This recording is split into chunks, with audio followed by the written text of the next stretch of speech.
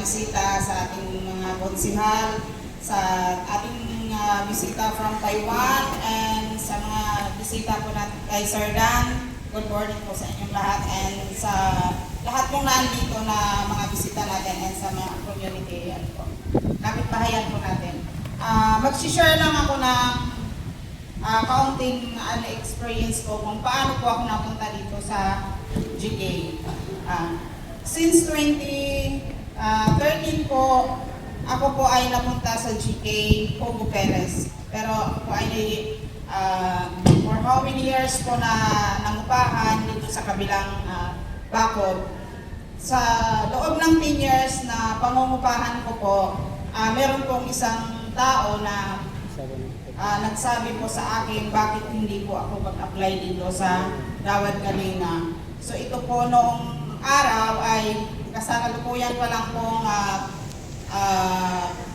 binubuksan. So totaling ito pa lang po yung Cityland. So nung ako po ay nag-apply dito, sabi ko po sa sarili ko ay siguro ito na yung pagkakataon ko na magkaroon ako ng bahay. Kaya lang, para magkaroon po ako ng bahay, kailangan ko pong mag-build, magtrabaho. So ano po yung trabaho na ginagawa ko dito? Ako po nung una ditong pumasok ay naghukay, nag-asintada, nagpintura, nagbistay ng buhangin. Yun po para sa kagustuhan kong magkaroon ako ng matatawag ko ng sarili kong bahay. At list na rin po yun sa budget namin dahil kami nga po ay nangungupahan, nangangampani lang po yung aking asawa noon. So, yun po napakalaking tulong sa akin ang community ng Gawad Kalinga Hugo Perez. At ngayon naman po, ay ako po ay isa sa mga nagpa-farming sa community farm po. Isa po ako sa gumagawa doon. Bakit po? Kasi po, ito pong community farm ay hindi lang para sa amin, kundi para po sa lahat.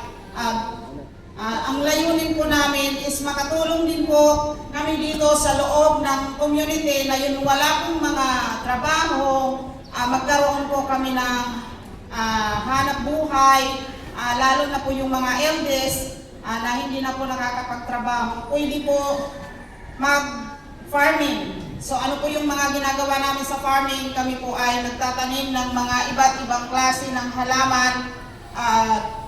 Doon sa kabilang side po, meron na po kaming mga natanim po doon na mga iba't ibang halaman, kagaya ng talong at okra. So napakaganda po ng layunin ng pagpasok ng farm, no? Hindi ko lubos akalain noon. Ang akala ko kasi sa GK, bahay lang. Wala po sa isip ko noon na merong ganitong farming na isa din po sa makakatulong sa amin.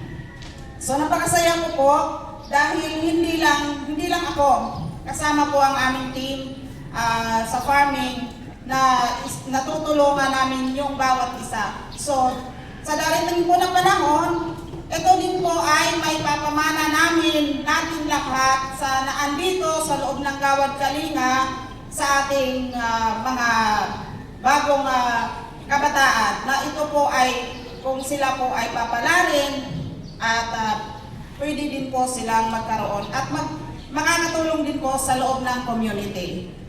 Yun lang po. Maraming salamat.